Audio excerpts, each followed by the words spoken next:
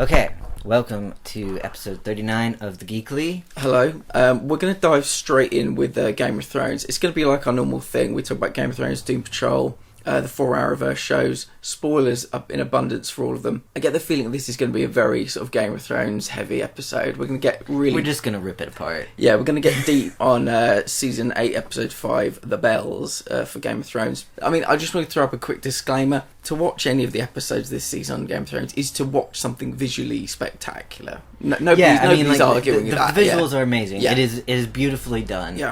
Our quibbles are with the story. Yeah, so a lot of people, they might like to just shut their brains off at the door and they might just want to watch some, dragons flying through the air. I mean, the dragon scenes are I love the dragon scenes. Yeah. Of course, I love dragons. Yeah. It's in my name. I've got one on my arm. Yeah, you're going to get your hit with this, but we're going to kind of get in a bit of a deep dive about the things beyond the visuals. Do you want to kick things off? Okay, yeah. I love Game of Thrones. I was a little bit of a latecomer. I only started watching it at season 3. I mean, obviously I've watched 1 through 3 and all of the seasons multiple times. So yeah, I was a little bit sad that it was ending so soon. Like George R.R. Martin, I would have been quite happy to have 5 more seasons of Game of Thrones. But at the same time, they said, season 8, we're going to have some feature-length episodes. It's going to be a shorter season. I was really, really optimistic about and hopeful about how this was going to be. And, I mean, I expected it to be heartbreaking. I expected lots of favorite characters to die and lots of kind of, really tearjerker moments. And Season 8 is heartbreaking, but not for the reasons I expected. You had a great story, you have amazing characters, and Season 8 is just shitting on all of that. It's been the flimsiest writing ever, and it doesn't do justice to what's been built in the world so far. Yeah, I mean, we'll go into more depth maybe on individual characters, but 7 series of character development has kind of been thrown out for everybody. Yeah, basically. I think Arya is the only consistent character out of everybody, and she's also, she's basically stoic in every episode, so you can't really go wrong with that. Should we start with Dany? Yeah, I mean, Dany can't be queen now. There's no coming back from this. I would have been totally cool with her, going down the traditional Targaryen route. I mean, she did kind of see her father's legacy realized with the wildfire. We had bits of green popping up, but it's happened so quickly. They didn't put the work into making her that sort of person. She spent 7 seasons bending over backwards to protect the innocent, and then all of a sudden, because her friend got killed, she just destroys an entire city of them without mercy whatsoever. Yeah, I mean, 7 seasons of her kind of learning to be a queen. Yeah, I mean, we've seen her go kind of a bit crazy on tyrants, yeah, I mean, and we've seen her burn, masters and crucify masters and stuff. She's got a bit of a temper, but everybody she's sort of been overly cruel to has kind of deserved it. Yeah, I mean, everybody keeps mentioning the line, "I don't want to be Queen of the Ashes," and it's just in this one episode. Well, let's talk about this whole season. First episode, she was talking to Sansa, I've kind of fallen in love with your brother. Who conned who into fighting whose war? I'm here, aren't I? Let's do this thing. And by episode 5, she's literally burnt King's Landing to a cinder. That's fine, but the inhabitants of it were also, fair game as far as she was concerned. The fact that the bells rang, which meant we surrender, that was what everybody had decided. Tyrion said to Jon, Tyrion said to Dany. Dany even agreed to it. She gave the nod to Grey Worm, okay, if they ring the bells, that's it. So this liberator, she considers herself to be a liberator, and she's come to King's Landing, and everyone was fair game. She could have, parked the dragon there, destroyed the Golden Company after all the build-up, all the hype that they had, and she could have flown the dragon straight across and just torched Cersei in her little tower. Yeah, end of story. The initial destruction, the Iron Fleet, the Scorpions on the walls, the Golden Company, to me that was all fair game. The soldiers, military things, whatever, fine. Had no problem with her doing that. But when she stopped and the bells rang, and, she just had this moment, then she just let loose. That was a moment, it was just no, you haven't gotten her here. I mean, she has been quite brutal with people, but as you said, it's always the slave owners, whatever. She goes out of her way to protect the innocents, and she kind of, is merciless with the people who oppress them, and this was just a complete 180 from what she's been for the past 7 seasons. Yeah, I mean, we've also had conversations, her and other people talking about, I remember the one, her and Yara, we've got terrible fathers. She wants to break the wheel. She wants to change things. She wants to be better than her father. She wants to, give the Targaryens a good name. And the fact that he's referred to as the Mad King, and his final words to Jaime were burn them all. He never got around to burning them all. But then Dany came and then along. Dany has surpassed him. She has taken his legacy onward. The fact that the dragonfire caused the wildfire to actually then burn. A lot of people would have been caught in that dragonfire in this episode. Is very much she's exactly the same.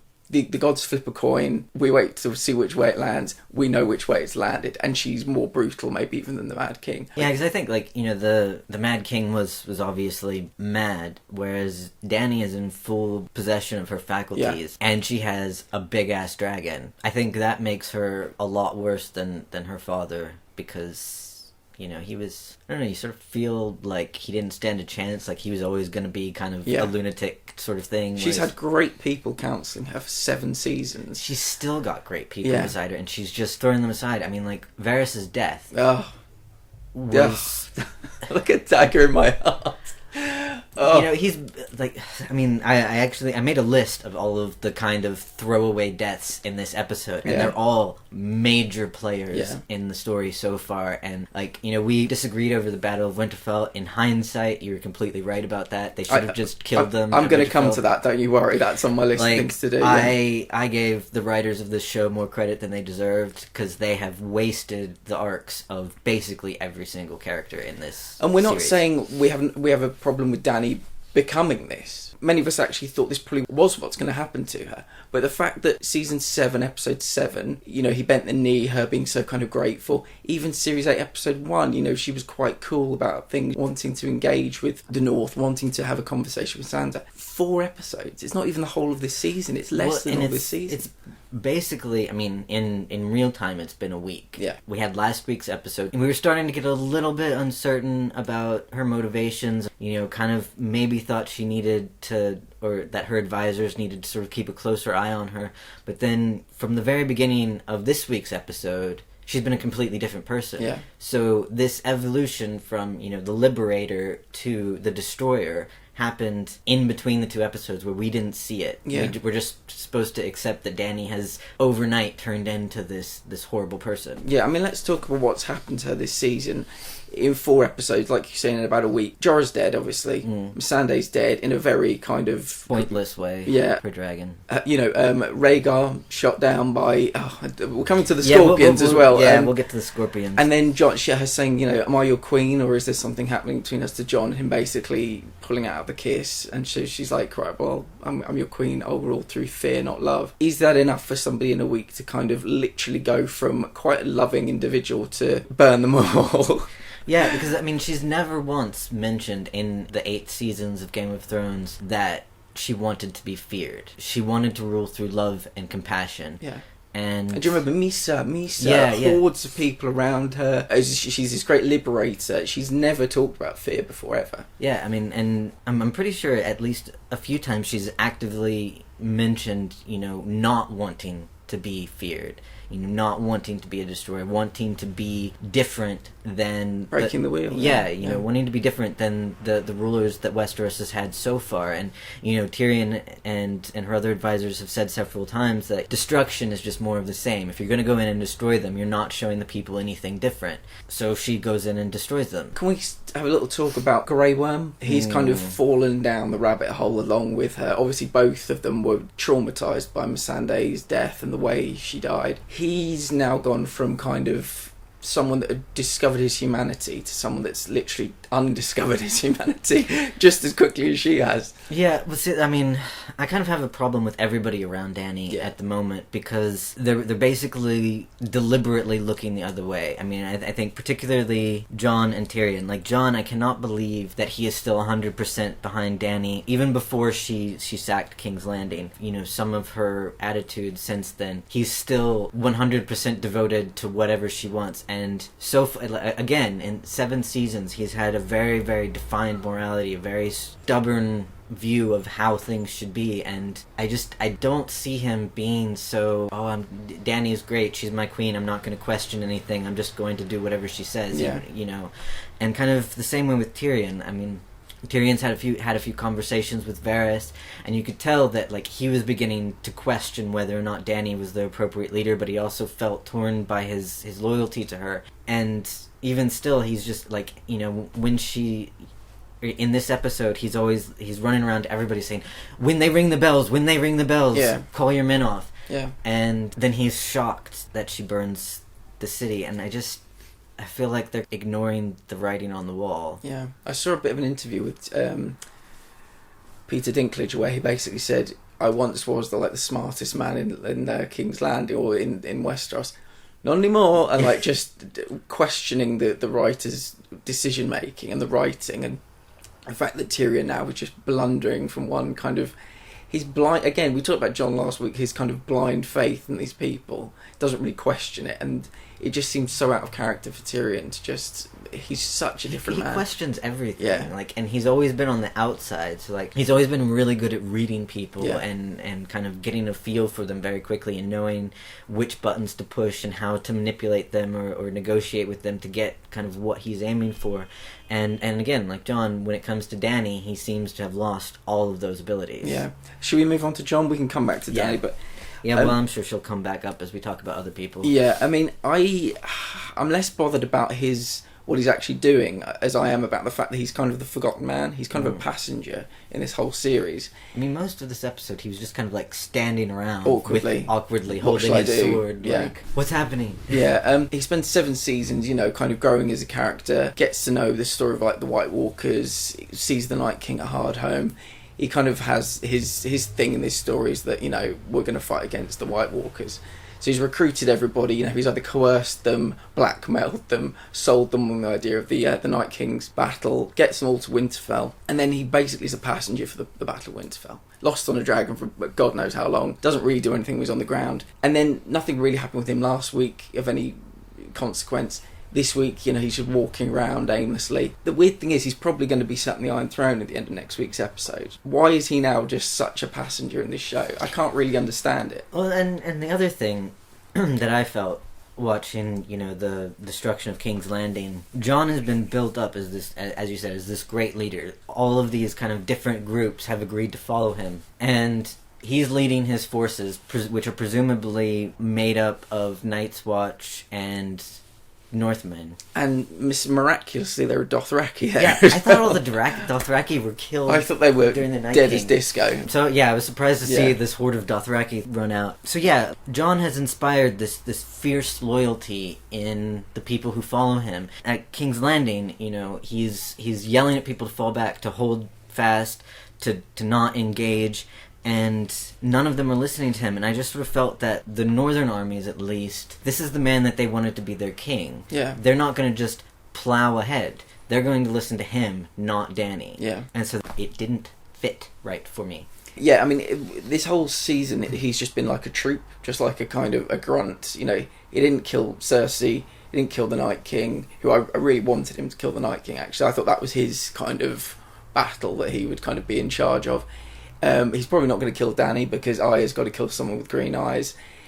His whole season 8 will have come and gone. He won't really have done anything except trust people and tell people things when he probably shouldn't have done. And then he'll be sat in the Iron Throne. I saw an interview with him as well where they said, well, if you could describe the finale of this show in one word, I think I sent it to you. He just went, disappointing. And she looked at him like, what? And he was like, or epic, one of the two. I think he was trying to warn us that something's happened here. Yeah, I mean, there have been several comments from the cast, from George R.R. Martin. They're just kind of not very happy with how this season is going, and I think it's a clear indication of the non-creatives involved in the process having too much say over what happens. Yeah. I mean, we're sat here, next week's the final ever episode of Game of Thrones. Why are we not sat here thinking, right, we've got one more episode this season, and then season 9 next year will be the King's Landing stuff? 6 episodes maybe of Night King, and then 6 episodes of King's Landing next year to really tie it all together.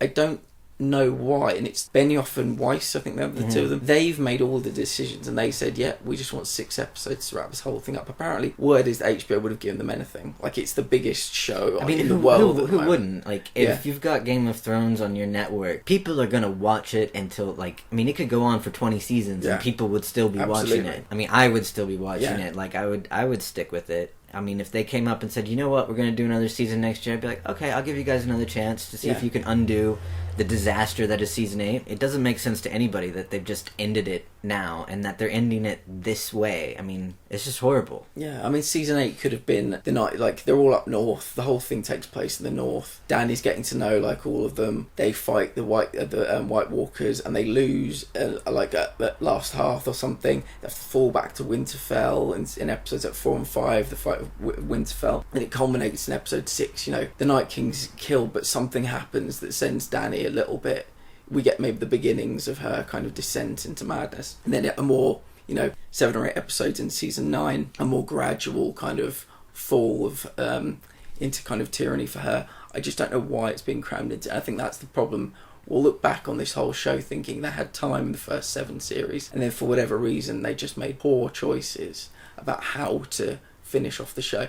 And it's sad because a lot of shows, you mess up the ending, but this was, the stakes were so high, the budgets were so high, and the amount of people watching this. And it's been kind of so consistently good up until this point. Like, we had no reason to suspect that season 8 was just going to be a train wreck of, like, monumental proportions. Yeah. Their next project is they're doing a trilogy of Star Wars films for Disney. Do you think there's any legs in the idea that maybe they thought, right, we're just going to end this because Disney have given us like a blank check to move on and do something, and we want to start, we want to make it amazing because, The Last Jedi, obviously, was it critically panned or just panned by the audiences? They didn't like it. I can't remember. They didn't like it either way. They might have thought, right, well, let's get in well with Disney where all the big money is. Let's just move our careers forward. Let's forget Game of Thrones. We've done our time. Let's quickly finish this one final season and move on, because I can't think of any other reason why they would have done it. I can't either. I mean, just for the fact that, like, you spend so many years, like, investing and making a really good show and telling, like, really interesting stories, and then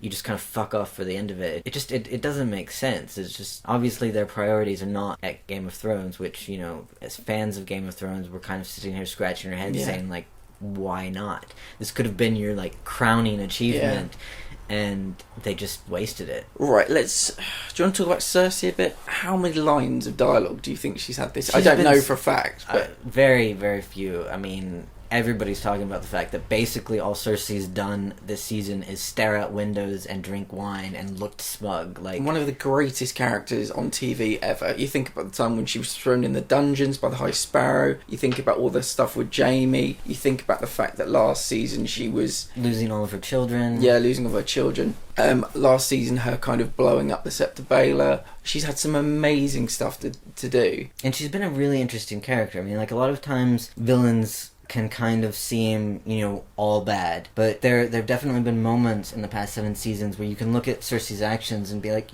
actually I kind of understand why she's doing this. It's not the right move, but I understand her motivations. Yeah. And I think that's a really tricky balance to get with a villain, where you don't agree with them and they are doing bad things to other characters that you like, but you can kind of understand why she's making those choices. And then this season, she just seems like an absolute denial about everything. Everything. So out of character for Cersei, because she's always been like 5 steps ahead of everybody else. Yeah, and she had that conversation with Tywin once about the fact that she is actually master tactician while Jaime was off, doing whatever. Yeah, Jaime's the stupid one. Yeah, I was actually learning and I actually know about these things. And you think, she's been involved in battles, not directly, but she's really outthought a lot of very clever people in this show. And here she is in her tower. It's alright, the Iron Fleet just need one good shot. By the way, they're on fire. Yeah, all of the Scorpions are destroyed. Okay, well, I'll troops will fight. No, the Golden Company will hold the walls. They're all dead. Like, they're super dead. They didn't even... it was ridiculous how quickly they all died. Okay, well, the Lannister men will fight harder than any man. Like, they surrender. What do you not understand about the fact that the Red Keep has been breached? Well, and the Red Keep is literally falling down around her, and I can't remember his name. Qyburn, yeah.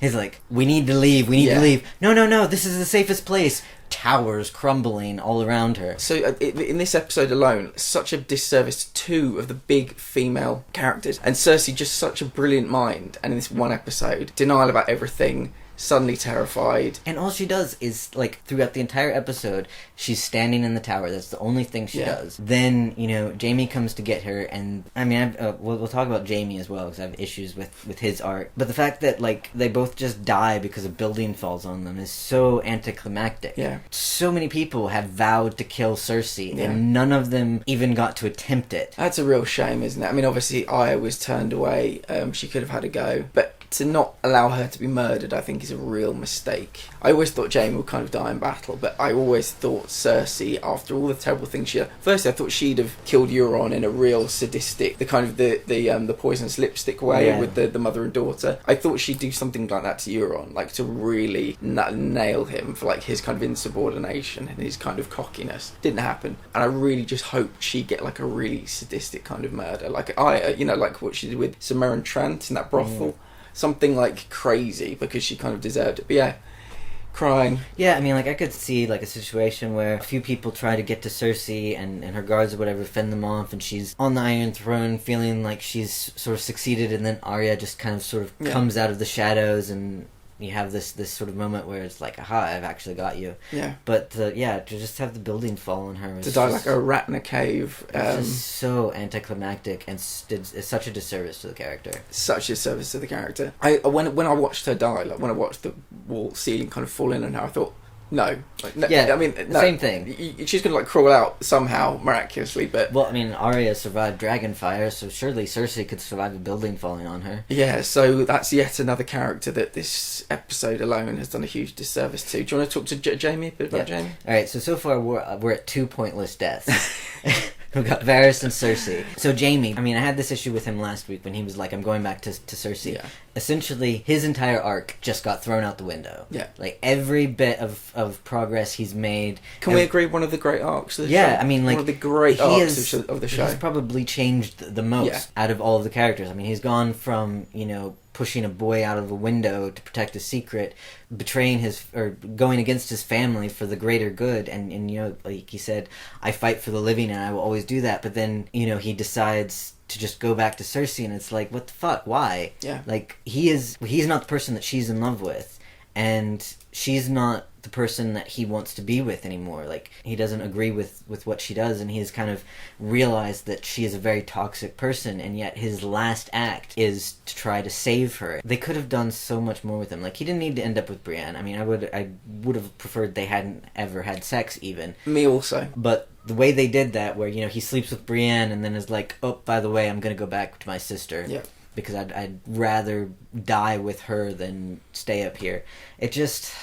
It's like they haven't watched the past 7 seasons at all. Yeah. That was my thought this episode. I mean, this might be a good point to do our they should have died at Winterfell section. Tormund, I assumed, would die at Winterfell. No, he's just been, like, patted on the back and sent north. They've just kind of written off so many characters that rather than, like, taking the time to tie up their arcs and to give them good conclusions, they're just like, oh, we need you off the board, so you get sent over here, you get burned by the dragon. Yeah, and in that episode, I wanted more deaths because these people had earned more deaths. I didn't want them got rid of. You know, it's the best thing that could have happened to these people, to die in a meaningful way. So Tormund definitely should have died at Winterfell. Ghost probably should have died at Winterfell. See, I think Tormund and Brienne should have gotten together and taken Ghost north to lead the wildlings. We've got 1 episode left. That's what I'm genuinely crossing my fingers for, because I think a lot's probably going to happen at Winterfell on this episode. Jamie, Brienne, like, I didn't think they'd both die, but I thought one of them would die. And the more I watched this season, I wish one of them had died. Yeah. I wish Jamie had, like, died in Brienne's arms, and it would have been a kind of loving kind of embrace. Yeah, like he sacrificed himself for her or something. And yeah. That would have been a good sort of... It would have been a good conclusion to his arc, kind of really showing that he has become a better person and he is different than he was 7 years ago. And I think it also kind of would have been a profound moment for Brienne, who's, like, constantly undervaluing herself, that, like, the greatest knight in Westeros believed that she was worthy of being a knight and being a warrior, and wanted to, like, help her do that. Yeah, my less preferred option would have been Brienne dying in Jamie's arms, but then that would have been his reason to kind of go back to King's Landing. Like, if there's nothing left for me in the north, she would have died for a very worthy cause as a knight. Would have had people would have probably written about her, maybe sung songs about her, something like that. But I just think it should have been Jamie dying in her arms and kind of given him, like, a kind of the heroic way to go, instead of him kind of betraying all of that and just going to Cersei and dying like a you know. Another kind of alternate path would have been like, alright, say if Brienne dies in his arms, he decides that Cersei has to die and he goes down to King's Landing to kill her, or, you know, he sleeps with Brienne if we have to have that happen, and decides, you know what, I'm gonna put a stop to this war, I can get close to Cersei, like he did with the Mad King. Yeah, and so he kills Cersei, and then maybe the ceiling kind of falls on top of him because he can't get out in time, and so he's down in King's Landing, but he dies like a hero in a positive way. He's done something rather than just kind of return to the status quo of season 1. Yeah. And Miss Sunday and Grey Worm again, Battle of Winterfell. I just wonder. I don't know how Grey Worm's story is going to end now, but I kind of don't want him to go down as a villain. Yeah, I don't want him to go down as a villain. He's made such great progress over the past few seasons, and it's been him learning how to be an individual, and how to be a person rather than just a nameless, faceless soldier whose sole purpose is to kind of go out and potentially die for his cause. Yeah. So if Missandei had to die, maybe she dies at Winterfell, maybe in the crypt sequence. And so Dany doesn't need her death to go crazy on King's Landing. Rhaegar's death is enough for her to go crazy on King's Landing. And maybe Grey Worm also dies at the Battle of Winterfell, or he just dies in the positive way instead of kind of going down with Dany. But I think one or both maybe could have gone at Winterfell as well. And so 2 weeks on, it makes me even more frustrated. I would have liked Missandei and Grey Worm to... got a happy ending? Yeah, to have a happy ending. I mean, they are the only two POC characters in Game of Thrones. Yeah. And I think... if either one of them died, it would just be used, as Missandei's death has been used, to propel Dany into a particular direction. Whereas I think maybe they had the Battle of Winterfell, maybe Grey Worm gets kind of grievously injured, and it's at that point that he and Missandei just kind of be like, you know, we helped you with the Night King, I'm no good to you as a soldier, we're going to go off and live our life. That would have been an ending for them that I would have been happy with. Yeah. But I think in this setup, their deaths aren't given meaning in themselves. They're just kind of props for Dany, and it's just it's not the way it should be. Yeah. Let's quickly talk about the Scorpions. They were kind of useless, weren't they? Well, this week they were. Yeah. But last week they were laser guided. Last week 3 separate Scorpions from 3 separate ships all hit Rhaegar simultaneously. Dany was about to try and burn the ships. Same crew, same captain, probably same number, but thought better of it and thought, you know what, I'm going to fly away, I'm going to come back another day. Today was that day. Same ships. And there are even more Scorpions than there were before, because she just had the Iron Fleet Scorpions when Rhaegon got killed. But this week we have all of the Scorpions around the walls, and they're 2 feet apart. Yeah. So that's a lot of Scorpions. Plus all of the ones in the Iron Fleet. And she just swoops around, no concern whatsoever, just burns everything. None even come close to hitting her. All of those ships, exact same ships, same crew, same Scorpions on the Iron Fleet. And today she was like, oh yeah, now I don't care. And suddenly they couldn't aim them. Suddenly they were difficult to maneuver around and stuff. And the fix for this is super simple. All they had to do was figure out the range of the Scorpions and be like, oh, Dragonfire can go a lot farther than that, so we just have to stay above this level and the Scorpions won't be able to hit us, but we'll still be able to burn them. But no, they're just like, oh, coincidentally nobody can hit a dragon now. Yeah, I mean, I feel like, 20 years ago, people, before social media and whatever, people who made TV just didn't think that we cared about these things. They might have thought, they just want to see dragons flying about. We'll just give them dragons, but we're a discerning audience in the 21st century. Think about last season when Gendry got sent running back to Castle Black, and then suddenly Dany appears 5 minutes later, and how much people bitched about the illogic of that, and the director just kind of shrugging and being like, it's fantasy, deal with it. And yet they learned nothing from that experience, and then they've just done this, which is basically the same thing. Yeah, I mean, Twitter exists, Reddit exists, we like to discuss these things in our downtime. You've given us over a year between Series 7 and Series 8. We were desperate for this. 2 years. 2 years, yeah. And we've been desperate for this, and we've been chatting about it, and we've been waiting. We are scrutinising every second. There are a million fan theories out there. There are complete websites devoted to analyzing it, complete Twitter accounts that all they do is Game of Thrones. It's a big thing. They really, really needed to have their A game for this season, and it's not even close. Yeah, the Golden Company. They serve no purpose. They've been talked about with Stannis. I remember talking about them, like season 2. And they kept bringing up the elephants, which never appeared. And then, like, the sole purpose of the Golden Company was to kind of, like, be the army out front of the gates, and then they're dead. They're meant to be the most, like, ruthless sellswords in the whole goddamn world. They always win. They were just destroyed almost immediately. Yeah. The Hound in the Mountain die as well. Yeah. I mean, it's for me, that was as good as this episode got. We got that fight. I didn't like it being intercut with Jamie and Cersei. I didn't like it being intercut with Arya. I just wanted that fight, but we got it, and it was good, and I liked the way it kind of ended. It was kind of the only way it could have ended. Yeah. And it sort of, like, tied up those two characters. It may have been, like, the only good death in this episode. Yeah. Because, like, even Euron's death was kind of... the odds of them meeting on that little shore as well. Like, what was the point of that? Yeah. Like, just let him be blown up with the rest of the Iron Fleet. I mean, nobody's really super invested in Euron. No. And saying that, there's probably going to be somebody who listens to this and think, Euron's my favorite character, you assholes! But, you know, we didn't need, like, this huge fight between him and Jamie, and, I mean, and for Jamie to be stabbed and on the verge of death, and then he gets... He did very well to kind of get away from those 2 massive stab wounds to find Cersei, and then he just has a building fall on him, and it's kind of like that fight was just pointless. He was spared in Winterfell to slight Brienne and to kill Euron and to, like, die with Cersei. Yeah, which is just it's wrong. It's not what his arc should have been. So. Alright, so out of the main kind of group of characters, we've still got Dany, Arya, Jon, Sansa, Tyrion, Davos, and Grey Worm. How many of them do you think are going to die next week? I don't see what the point of killing Davos would be next week. I don't think Sansa will die. I don't think Tyrion would die. I don't think Arya would die. What do you think Dany's going to do when she finds out that Tyrion let Jaime go? She killed Varys for talking about Jon being the true heir. Yeah, I didn't really understand that. The guy that betrayed her was standing by Varys when he was being executed. The next guy in the chain of the Chinese Whispers was also stood there, but Varys was the one they killed. Obviously, Varys, it's alluded to that he was trying to poison her food with his little birds and stuff. I think Dany will definitely die. Jon, they could pull a kind of fast one and kind of him die as well.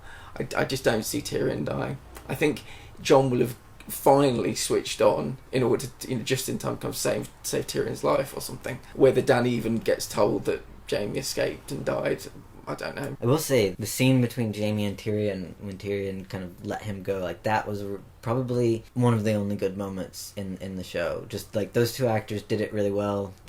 I was kind of sitting there thinking, like, what are you actually doing, and the motivations and stuff, but it was kind of, you got a final recognition of the relationship between the 2 brothers. Yeah, I mean, for me, it wasn't even in their top 3 goodbyes. I think they've been allowed more time in other things. I think it was just yet another thing that was nice, but just felt rushed. Really, it was just really wedged in there. Yeah, it was okay. Which is a win for this episode. Yeah, I mean the bar on, like, good moments it's really sort of I'm straining to find good moments. Yeah, I'm going to just ask you some questions now to kind of round this out. Why wasn't there a 9th series? I honestly don't know. I mean, it's a take my money kind of thing, isn't it? Just throw money. Like, why would you not? This world is so intricate and so involved, and there's so many different ways they could go. And, like you said, I think it would have been better to spend an entire season focused on the White Walkers and the Night King, and kind of culminating with them killing the Night King, and then kind of turning their attention to, like, who gets the Iron Throne. At the very least, you have Cersei, Dany, and Jon, who are all potential rulers. They could have come up with other ones. I mean, maybe Gendry, who's suddenly allured, decides, hey, you know what, I could be king. I'm a Baratheon now. Yeah. I mean, it's not over. Yeah. I mean, I could see him being brought in at the last second to kind of undercut everybody else. But yeah, I mean, the fight for the Iron Throne, I think, would have been better handled, done over a whole season rather than, like, 3 episodes. Yeah. I mean, would you, if we're saying there's an 8 and a 9, is it Night King Cersei, or is it Cersei Night King? It should have been Cersei first. I think Cersei, because the supernatural for me always takes precedent. I don't know about you. The Night King was, like, indestructible, basically. Like, I mean, he got burned with the dragon. Yeah. All this stuff. Like, yeah, Cersei was definitely kind of the sub-boss. See, that would be a great season, where the first episode's last half, second and third. He gets Winterfell, like destroys Winterfell. It keeps moving down, and like King's Landing is like the final. Yeah, like the Northern Army is kind of like pushed up against the King's Landing army. Again, you have that moment, kind of like there was in this episode, where Jon's army is facing off against the King's Landing army, and they're all just kind of standing there staring at each other like, what the fuck is going to happen now? Yeah. And then, like, the White Walkers arrive, and everybody sort of has to go like, well, I guess we're all fighting these people. Jaime does an amazing speech. We fight for the side of the living. And they all kind of rally together. I'd have loved it if somehow because obviously the Night King, the thing I always forget about Game of Thrones is it's a world. Westeros is like a continent, or even like a country within the world. It's a very small part of the world. Yeah, and if they'd have like sent out ravens to like all parts of the world, and this fight had gone all the way down, they're right by King's Landing, and suddenly like ships come from like all different directions, with all different armies, elephant, manner of people we couldn't even comprehend at the moment, all to fight, for the side of the living. I would have been amazing, but yeah. Just wishful thinking. That's something for HBO. Just pretend that this season didn't exist. Hire us to write the rest of the series, and we'll have another season 8 next year. Yeah. Who do you want to sit on the Iron Throne? Honestly, I don't know. I was kind of behind Dany until recently, obviously. Well, kind of towards the end of last season, but every episode this season, she's gotten kind of creepier and creepier. There seems to be a big push behind Jon. Jon with Tyrion as his hand might potentially be an okay leadership position, but Jon on his own, I don't think he has it in him to be king, and particularly because he's reiterated several times that he doesn't want it. I think that he would kind of, in a different way, be similar to Robert Baratheon in that he was a very ineffectual king. Not necessarily cruel, not necessarily bad, just didn't really have his priorities straight.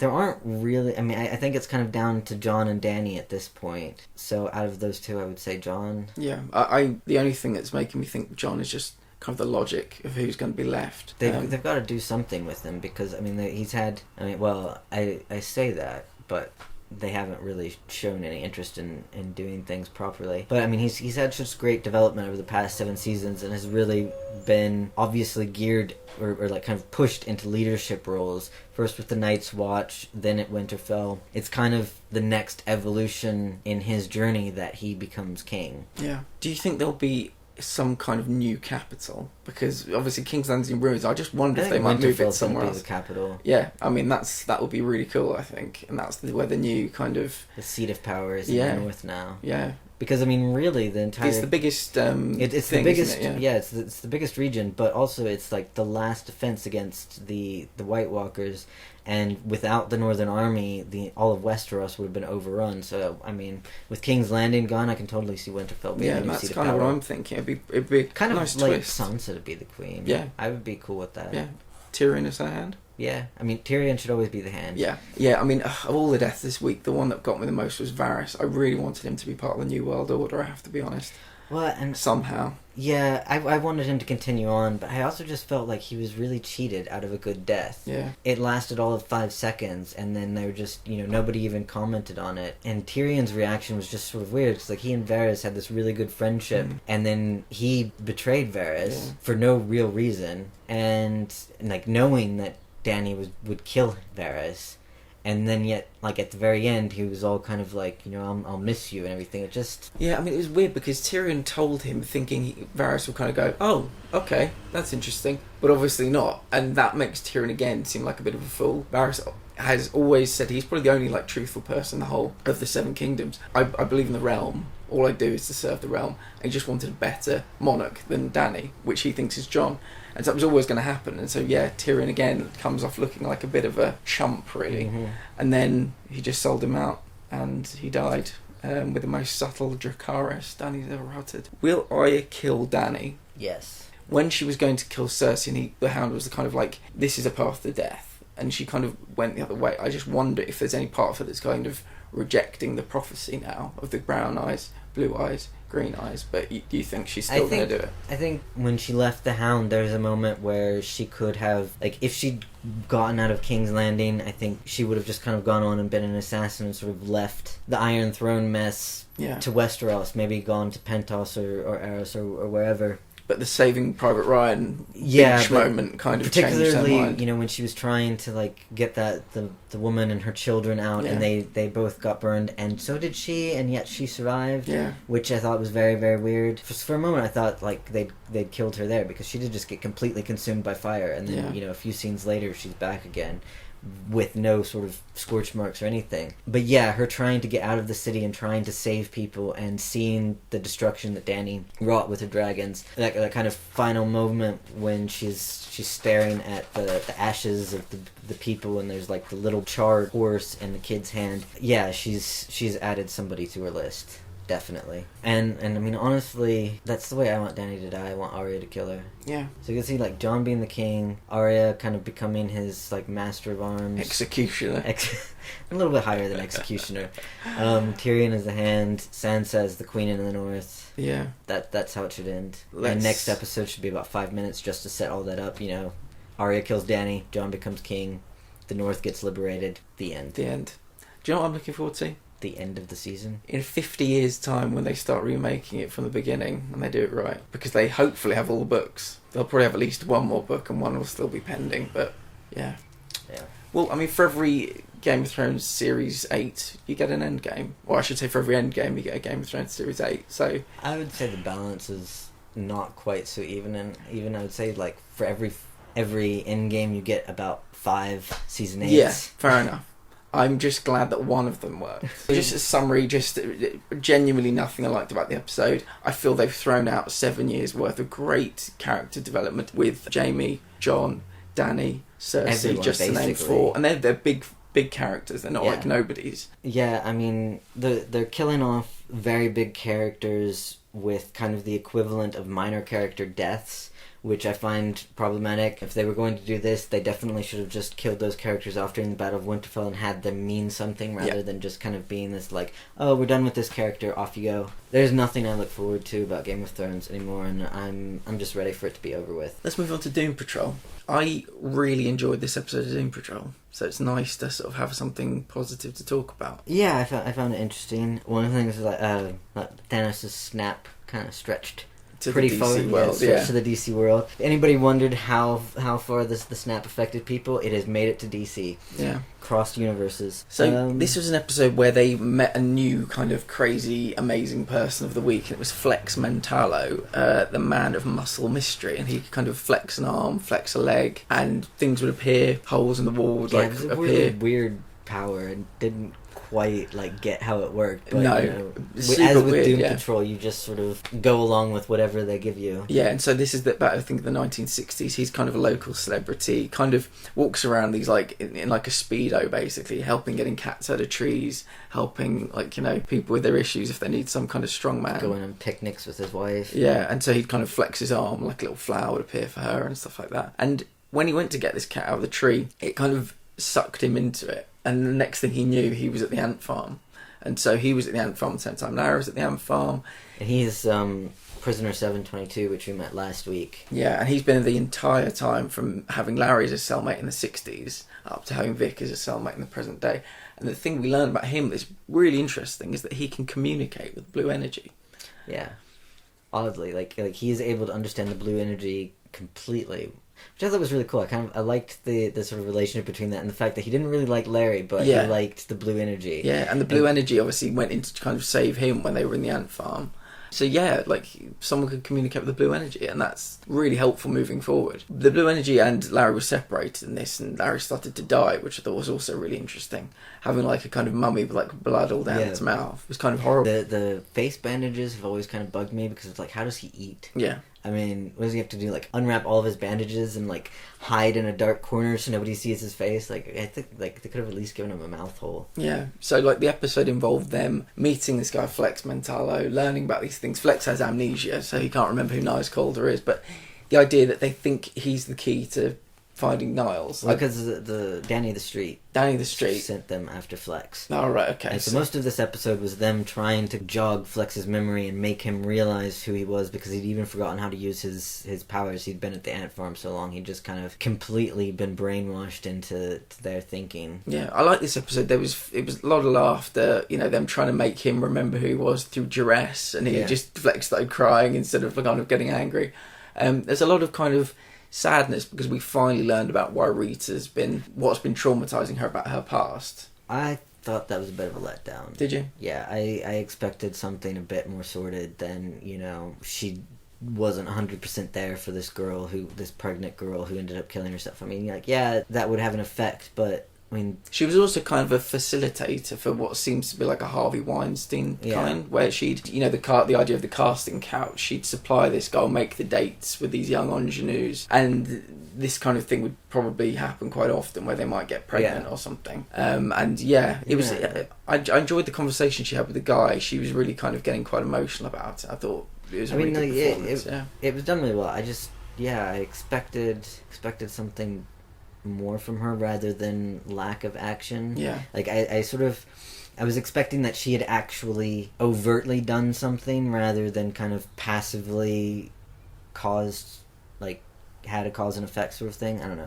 I expected something more. Yeah. I did like it that, after she kind of had this moment of revelation, she sort of found her confidence and marched in and just took charge, which I didn't expect to happen, but I really liked the more sort of confident Rita coming in and being like, okay, this is what we're doing. Yeah, and so Rita's kind of had her epiphany. Larry had his last week. Cliff and Robot Man, he's been teetering on the edge for several episodes. I don't think they really know what to do with him. No. I think he's probably the least developed out of all of them. He seems to me to be the comic relief. Yeah, and he gets very shouty and very sweary, and I love people shouting and swearing. I do find it quite funny, but I think most of his story ties in with Jane's story. He's trying to become this kind of father figure to her. Yeah, and I find that kind of problematic because every week she tells him to back off. Yeah. That he's not her father. She doesn't want him to have that relationship with her, and that he's kind of interfering too much in who she is, and yet he keeps pushing it onto her. And I just think she has made it abundantly clear that she does not need a father figure, or that actually she already has a father figure in Niles, and Robot Man doesn't really have anything to offer her. He doesn't have his shit together. He's probably, I would say, less mature than she is, and he's just trying to fill his own need without thinking about what's good for her, what she actually wants, and so I find their relationship very problematic. Yeah. What did get decided this episode was the fact that Mr. Nobody basically broke the fourth wall and said, right, well, we've had 13 episodes of them kind of trying to get their shit together. They finally seem to be something approximating a team. Now we're going to have the showdown. I have to say, I really enjoy the meta parts of this show, which have been a little bit absent from the past few ones, so having Mr. Nobody come back like that and just completely break the fourth wall, I really enjoyed that. Yeah, so I think we have 3 more episodes. And so this is presumably going to be a 3-parter finale where they're going to be actually somehow going to come up against him. What do you want to see from the finale? I think I would like to see them get Niles back but not defeat Mr. Nobody. I sort of feel since he's basically the narrator of the show, that he's going to be around for several seasons. Yeah. He's going to be a long-term villain, not one that they just get rid of at the end of the season. Maybe kind of a reverse Flash type villain.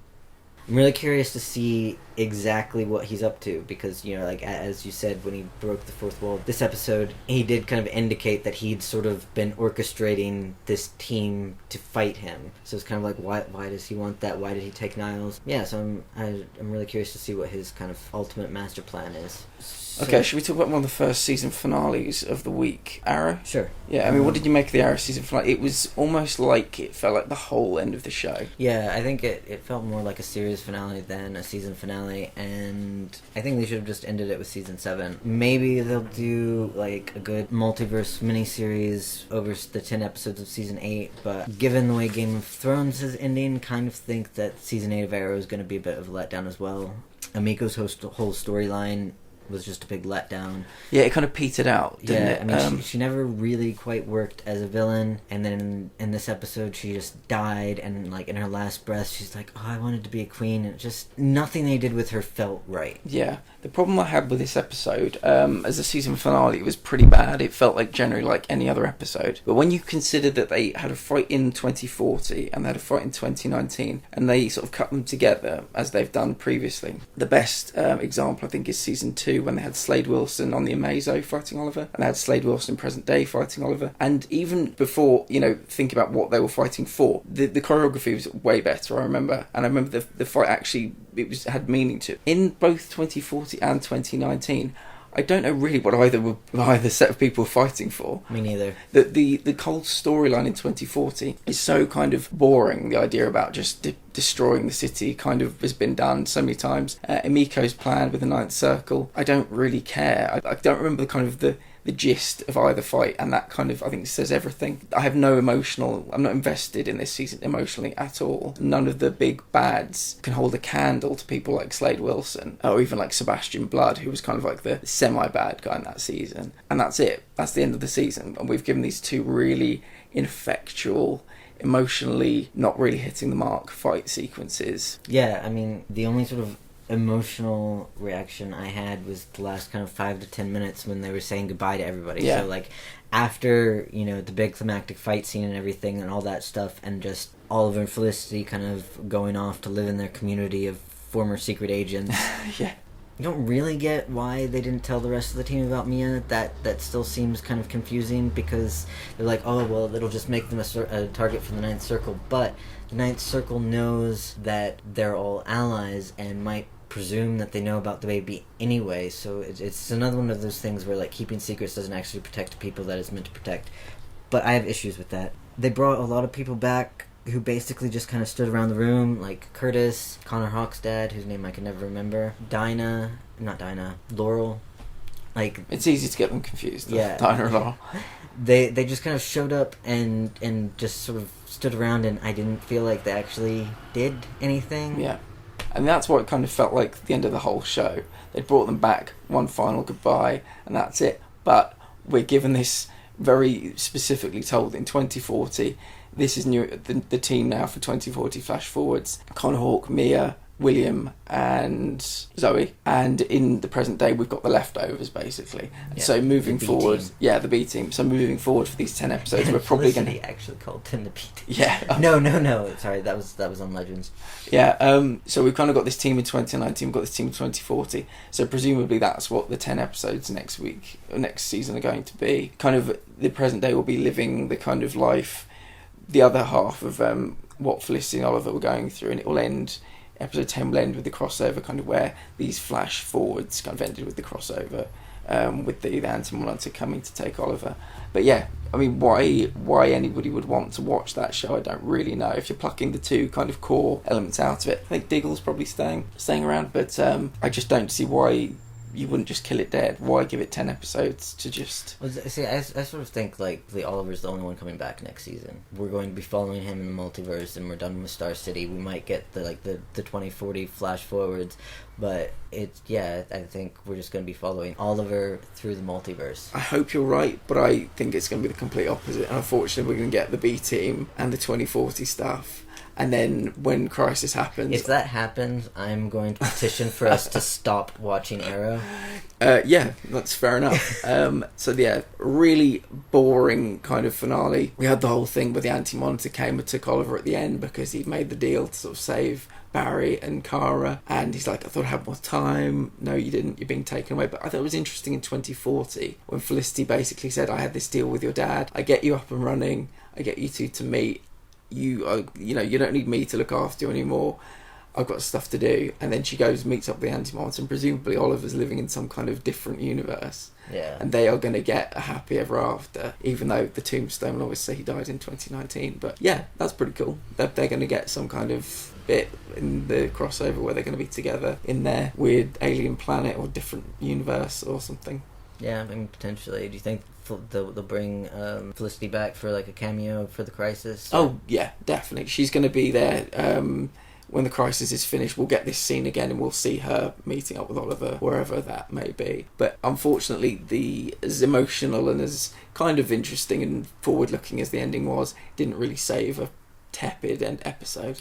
And then it did kind of feel like it kept going on and on. Like we had probably 4 or 5 scenes in a row that felt like the end of the episode. Yeah. And then there was something else. Yeah. And then it'd be like, okay, the end of it. No, not yet. We still got this other scene to show you. And it just... What did you make of them when they said to Roy, Roy, how did you get to Lian Yu? Shouldn't they know how to get to Lian Yu? I mean, they've all been to Lian Yu.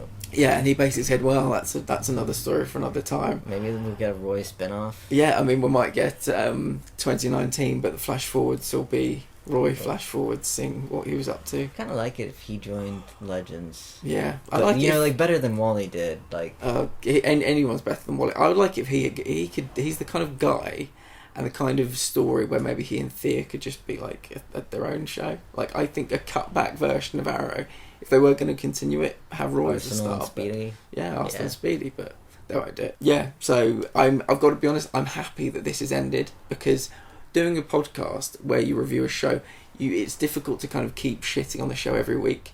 But Arrow has not been on its game at all this season. Looking back on the prison stuff, Slabside stuff, it's probably the high point for me of the season. Oliver being in prison with the little guy and like Vinnie Jones and all of that was probably where I liked it the most. See, I have a problem because I really don't like Vinnie Jones as a person. Fair enough. He's made a lot of like anti-immigration remarks, which is ironic considering he's English and lives in LA. Yeah. So yeah, he's kind of a shit person. Fair enough. Seeing him. Yeah. I thought it was interesting when they tried to make the kind of their SCPD. I thought that was going to be a lot more interesting than it turned out to be. Yeah. It seemed to like only last an episode or two, and then all of a sudden they were wanted fugitives again. I kind of wanted that to be kind of unclear reasons. Yeah, I was kind of hoping they would be SCPD and we'd get Case of the Week, boring old Case of the Week, where they just did what they used to do. I think that would have been great. I think with the Arrowverse shows, you know, they do every so often do these kind of like whole season arcs, and I think Arrow in particular has done too many of those and not kind of gone back and taken a bit of a break with the like villain of the week kind of thing. You end up in a situation like you have with Flash where the team just fails every week. Yeah. And even if they'd just kind of like thrown in a couple episodes in between of, you know, we don't have any leads here, so we're gonna go after this bad guy, just kind of getting back to basics and doing what the shows do well. And we haven't really had that with Arrow. Yeah. Actually haven't really had that with any of the Arrowverse shows. No.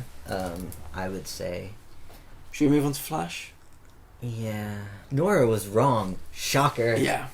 Nora had this great moment where she basically said, Dad, you were right about Eobard Thawne. As if like a murderer was going to have changed his ways. I mean, what did you make of the season? What did you make of the episode? Nora died. Yeah, or disintegrated. Yeah. I don't believe she's actually dead. They'll bring her back next season and we'll have to suffer through the whole thing all over again. I felt like they were trying to make us feel things about Nora's character that they haven't actually built up. Like, she's not a hero. She makes bad choices.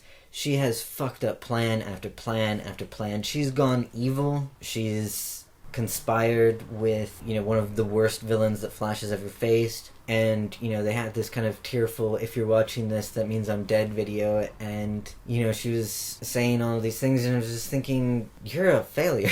Yeah. Like, I'm not... Yeah, I know I'm supposed to be... You want me to be sad that, like, Nora's saying goodbye and everything, but all I'm thinking is, thank God. If that was me, I would look at Iris and I'd basically say, we need to make sure we don't make her a fuck up again this time. We need we need a parenting plan to, like, make her different. Yeah. I think I was wondering, though, is, like, because she's kind of disintegrated, Iris gets pregnant, may or may not actually be Nora at this point. So do they still name their first daughter Nora, thinking that it's going to be that Nora? I would purposefully not hoping that it would change the timeline. Yeah. So I mean, what happened in this episode? Basically, the dagger was suppressing Eobard Thawne's powers. They did everything they did last episode. Didn't he sacrificed himself so that the dagger wouldn't be erased and Thawne wouldn't escape? And the thing is that like superheroes constantly have to make difficult decisions, and they have to like kind of weigh the personal against the greater good, and they make a lot of sacrifices themselves. And Team Flash this season has done the opposite. It's all been about saving Nora. Yeah. One person who doesn't even technically exist yet, and they're willing to let like the most evil villain in the world free just to save this one person, without any sort of guarantee that they're going to be able to catch that villain in the future,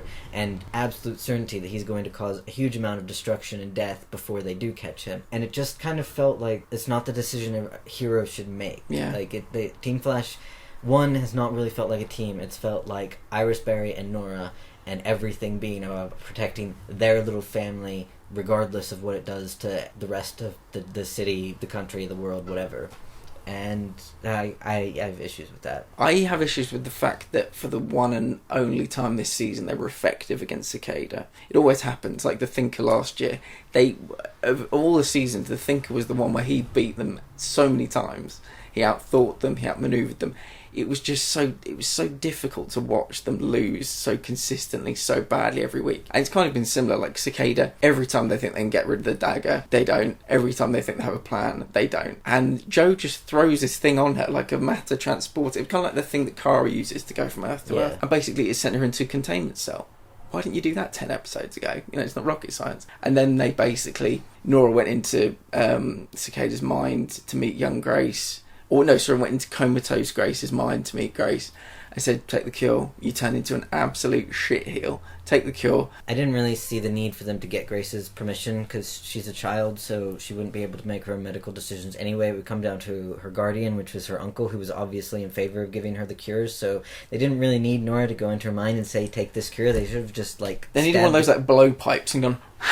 and got her in the arse, and then jobs are good, and Yeah, because it has been very similar to the Thinker season. They haven't failed every episode like they did with the Thinker. And it was quite brutal to watch, but they've just been really ineffectual and done things that didn't really make sense and wasted time. And for quite a lot of the season, Cicada's just kind of been out there floating, doing whatever, and they've been concentrating on family issues and making sure Nora doesn't feel left out and stuff. And it doesn't feel like they've been making the right choices, or that they even give a shit about Cicada. It's just that was the only thing that just the Cicada thing's finally dead now. It's finally over. There's no more Cicada. Obviously, we're going to see Thawne at the crossover next year, because he... Yeah, I'll see him in the next Crisis. The first 3 seasons of Flash, I remember thinking, oh, not another bloody speedster. But we've had 2 seasons of non-speedster, and they've been dreadful. Well, there are 2 things. One, how they managed to get the dagger to imprison Thawne in the first place when they never defeated Cicada or knew who Cicada was kind of a plot hole. But 2, the fights between speedsters basically are just races to see who can run the fast. Yeah. And that's kind of boring. I'm sick of these overshots of the city with just these little lines snaking through, because they don't even run in practical things. They make turns for the sake of making turns, and it's just... I want a good villain that, actually challenges Team Flash without beating them over the head with their own idiocy. I want less family drama problems, and I want some good battles, and I don't really see it coming in the Flash. It's kind of sad to say, because we're supposed to be getting Batwoman, and I'm really looking forward to that, but I think, honestly, the Arrowverse is just slowly dying. Yeah. Too many shows? No, just... they're not trying hard enough. Yeah. For me, I think it's too many shows. I think just the creative talent and the writers and everything is just being split. But they're not... I know they're not the same writers for each show, but I just think the CW isn't like Disney. There's only so much effort and money and creative talent they have. They're just too stretched, I think. It's worked fine. It's just been the past couple seasons that have been kind of big flops. They did really well with all 4 shows to start off with. I think they're just kind of phoning it in, and everybody's focused on the Crisis on Infinite Earths, and they're not paying attention to this season. I don't think they're really going to step it up that much next season. Yeah, I don't think it has anything to do with the number of shows, because different people work on the shows, and it's completely different teams. And the CW obviously manages an entire network of programming, and their other shows are quite good. I think whoever's kind of running the thing is done with these characters and isn't putting any effort into it. Yeah. Cisco? Well, we knew he was going to leave. Yeah. We knew at the beginning of the season that he was going to leave. Still incredibly sad. Just that he is, to me, one of the few real characters that works. The one I enjoy watching. I think, oddly, Cisco and Caitlin are kind of the heart of the Flash, which seems weird. Yeah. You would expect Barry to, be the center of it, the same way Oliver is, the center of Arrow. Yeah. I find it interesting when you see Team Flash stood. Barry used to be kind of front and center, but he's now often, off to the side.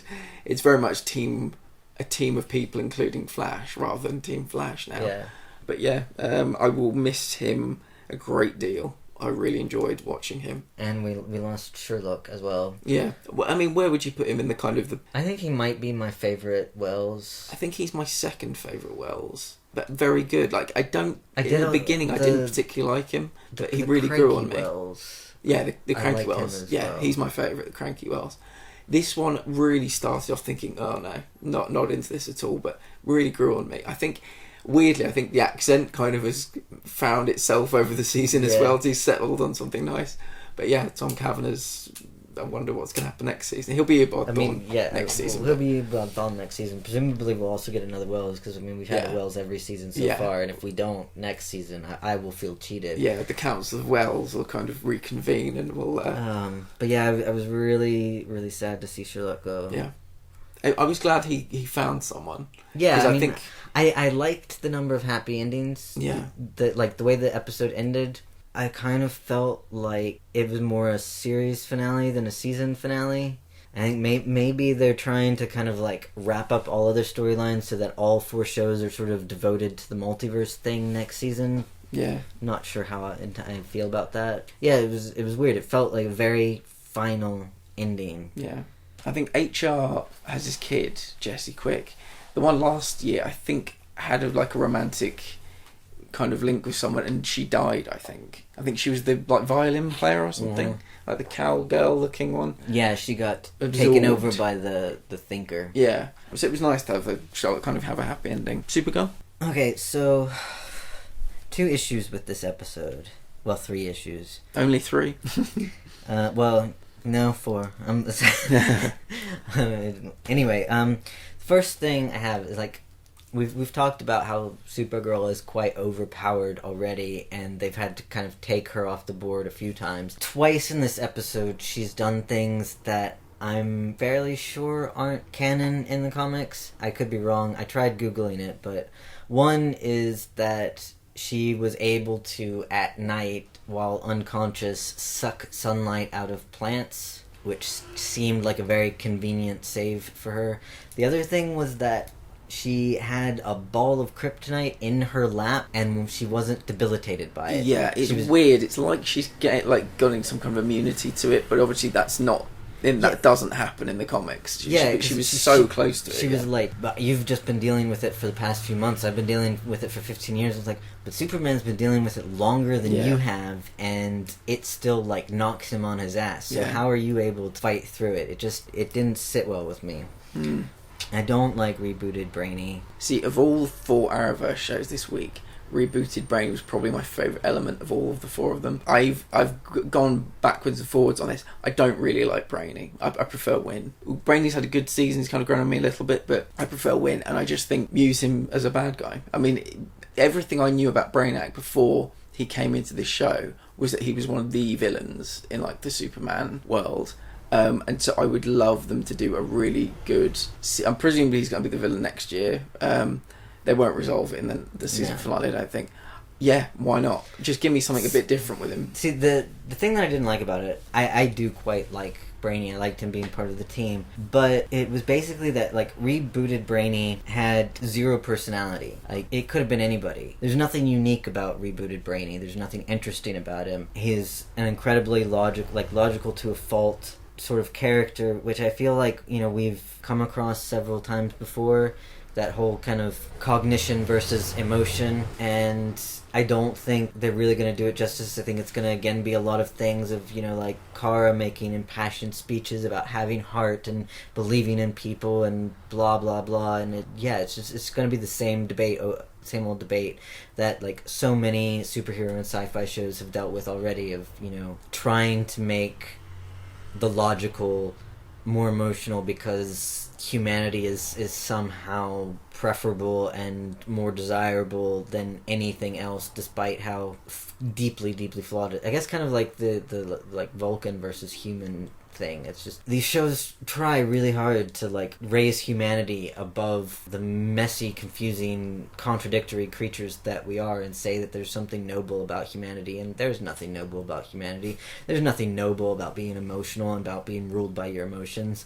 It causes problems, and people get killed, and people make selfish choices for those reasons. Yeah, I don't see it going well. Yeah, I probably agree with you. Supergirl versus Red Daughter was just so goddamn anticlimactic. And do we think that Lex Luthor's killed her because he was kind of holding her in his arms? We've been teased of her since like last season. We were drip fed her kind of throughout this season. I think it took way too long. It took till like 2019, I think, for us to actually kind of get her. And they have like 2 confrontations, a really anticlimactic battle this week, and then it really bothers me that she was wearing like a full facial mask. They don't like have the budget to have like her kind of looking at herself. And then in a false flag operation, Lex Luthor's come out looking like the hero, saving the USA from a Kaznian attack led by Supergirl. And like you said, huge flaw in that plan, because when the real Supergirl kind of turns up, they'll think something's gone a bit. Yeah, because he's basically said, I killed Supergirl, yeah. But they're Supergirl. Yeah, I expected more. I expected it to kind of drag on a little bit more, like, rather than having kind of one half-assed battle between them, that there would be kind of encounters between the two of them over several episodes. Yeah. But it was basically like Kaznian and Supergirl showed up, American Supergirl kicked her ass, end of story. I was a bit disappointed by Legends. There were too many stories going on this week, yeah. And I found it kind of difficult to identify or focus on any one of them, because it was like, we were here for 5 seconds, then we were over here, then we were over there, and it would have been a lot better if they'd really kind of stripped it down. Nora and Constantine's arcs were probably the most interesting out of the two. Everybody else was just sort of like background noise. The Gary just using the fairy godmother to torment Legends because they've been treating him badly. Way too much focus on Gary. Yeah. And, okay. Like, if they'd focused on Constantine and Nora and maybe had 1 or 2 sort of brief scenes of Gary for comic relief, I would have been fine with that. But it seemed like the whole episode revolved around what Gary was doing and him basically sulking because the Legends weren't nice to him. Yeah, I mean, do you remember the olden days when Legends, when it was great, when they did, for instance, they'd be in the Wild West, and 6 of them, or 7, I can't remember how many there were, let's say 6 of them were kind of all together, all solving the problem in the Wild West at the same time, and we'd compliment how well they balanced the big cast. And now you've got this whole thing where the Wave Rider and where the Wave Rider goes is as much an element as the Bureau, and so there's a lot of stuff happening in the Bureau which I don't really care about. You see all the suits walking about, you see Gary doing his stuff. I just want them back on kind of location, finding these mysteries. See, like, the Time Bureau bits worked when you had, like, Ava, Nate, Mona, and I guess Zari was hanging out in the Time Bureau for a while. So you had kind of like an Overwatch team handling the Time Bureau, and the Wave Rider would go, everybody would be on mission together. There might be one person left as to kind of like touch base between the two, but it wasn't like a whole plot. Whereas now it's like we have the Time Bureau plot line that's going. There's shenanigans happening on the Wave Rider, and we actually have multiple plot lines happening on the Wave Rider because you've got the baby dragon that Nate and Zari and Charlie are all obsessed with, which, like, the only one that is believable out of that 3 being so obsessed with the dragon is Nate. I think Zari and Charlie are more kind of interested in other things. But then you also had the, like, Sarah and Ava storyline happening on the Wave Rider as well, and then the Nora and Mona storyline. Constantine's in hell. Constantine in hell. Yeah, and the in the palmer of your hand thing, like, every time you said it, I just thought, oh my god, no, whoever thought of that, you should be ashamed. Yeah. So yeah, it was basically like the entire team fractured and each had a plot line, and in an hour you can't do that many stories justice. Yeah. Completely agree. I think it's mostly been this way since the break, that every episode's been kind of split in at least 3 directions, and nothing's been allowed to kind of flow, not much momentum. You keep zigging and zagging here and there. Are fairy godmothers cursed witches? Yeah, they're cursed witches. Yeah, I had no idea. That's very interesting. I liked hearing about that. I felt that Nora should have known better than to just pick up the wand. I did too. Nora was raised by Damien Dark. If nothing else in her life, because she's had other problems as well, but just the fact that Damien Dark is her father should have taught her to be skeptical of everything. Yeah. And it just... And now she's Gary's fairy godmother, and he sent her to hell. And so hopefully the whole episode revolves around Nora and John in hell. Hopefully. With Asta, which was a bit of a twist. She's grown up now, and Helen doesn't want to leave. Which was the whole conceit of his original TV show as well. So it feels like they might be solving that question just so that he can be phased out, so that we don't need the show, or maybe we don't need him, which I'm a bit worried about. I hope he sticks around. I really enjoy Constantine. Me too, yeah. And it would be kind of interesting if maybe they... Although I really like him with the Legends. I think he fits in well with them. He's more serious than goofy, whereas quite a lot of the Legends are goofy. Yeah, so it sort of changed the balance. So instead of, like, Sarah trying to, like, wrangle a bunch of cats, it was kind of a little bit more balanced. Well, I think that's it. Game of Thrones we generally hated. Doom Patrol, probably one of my favourite in the last 5. All of the Arrowverse shows are just really, like, dragging themselves over the line. Get your shit together, guys. Good news is we will never get an Emerald Archer show, which I know you were so looking forward to. I am deeply to. relieved. Yes, that has taken a great weight off my mind. Yeah. I'm looking forward to the coming weeks where we start to do Twilight Zone again. We've got Good Omens. Yeah, Good Omens. I'm really looking forward to Good Omens. Yeah, we might even do some... I was thinking maybe we could try some Krypton. Yeah, it's a pretty good show, actually. Yeah. Season 2 is about to start, and we could do a bit of a Season 1 catch-up. Let us know if you'd be interested in that. But yeah, moving on to some different things, because the Arrowverse, I've defended it quite a lot over the years, as I'm sure you have as well. It's not enjoyable watching at the moment, on any of them. I'm looking forward to Batwoman, but I'm not looking forward to much else. Next week we've got Supergirl finale, Legends finale, and then that's kind of it for the summer. I have to say that my enthusiasm for Batwoman has kind of waned. Has it? Interesting. I'm concerned by the choices that are being made in the Arrowverse shows. Season 1s tend to be quite good. They do. Presumably Batwoman's going to be starting, like, with next September season. This year, yeah. So, she's going to be part of the crossover event, which is probably going to be very much centered around Oliver since Arrow is ending. I think I've lost confidence in the creator's ability to portray kind of, like, interesting and dynamic stories. Like, I really just feel like the people doing the show now have very little understanding of the characters that they're writing about and, like, the development that they've had over the past few seasons. I think The Flash in particular, although The Flash is getting a new showrunner next year, so maybe the mess of the past two seasons will be behind us and we'll get something better. I don't know. The Arrowverse has used up all my goodwill so far. I think Batwoman's going to be their new flagship show. I would like to think Season 1 and Season 2 at least will be okay. My problem with it is that it's going to be like a period piece. It's her becoming Batwoman, which we do not need to see. Even though Batwoman becoming Batwoman isn't as well a told story as, Batman becoming Batman, I just feel like dive straight in. It is a story we know. Yeah. And that we've gotten several versions of so far. And with the exception of The Flash, the other Arrowverse shows all deal with less popular superheroes. So, like, Batwoman's kind of the first sort of DC mainstay to get a show on the Arrowverse. Yeah, I don't really need her origin story. I want to see her being Batwoman and kicking ass, and I would rather it be happening now as well, so she could have crossover with Supergirl, but, it's going to be set. Yeah, because, like, I also think the Gotham that they set up in last year's crossover, or I guess this season's crossover, was a really interesting thing. Bruce Wayne has left Gotham. You just have there's no Batman, there's no Bruce Wayne. You just have Batwoman kind of manning the fort of both Wayne Enterprises and Gotham. Like, that's a story I'm interested in. Whereas I feel like the origins of Batwoman is going to have a very big bat shadow hanging over her, kind of similar to the way Supergirl has had Superman. So, yeah, that's it, really. That's it, yeah.